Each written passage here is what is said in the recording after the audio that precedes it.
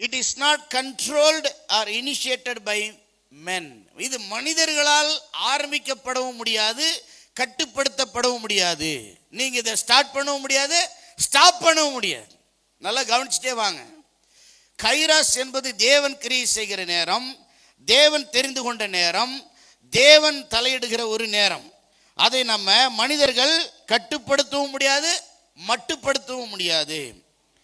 கைராஸ் என்பது it is an act of God, not of men. நல்ல கவனிங்க. கைராஸ் என்பது தேவன் கிரியை செய்கிற ஒரு செயல், தேவன் கிரியை செய்கிற ஒரு க்ஷணப்பொழுது, தேவன் இறங்குகிற, தேவன் கிரியை செய்கிற ஒரு நேரம், மனிதன் கிரியை செய்கிற நேரம் அல்ல. It is qualitative. You can only experience it. இது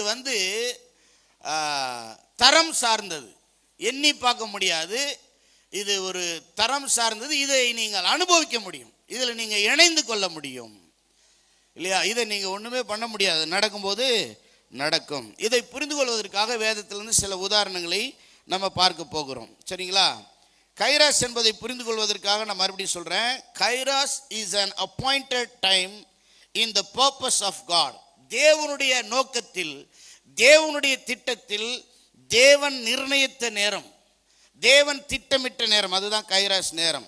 It is a time when God wants to act, interact, intervene or reveal something new.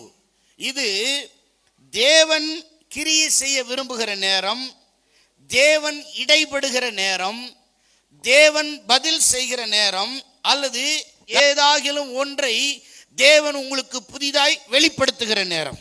Hallelujah.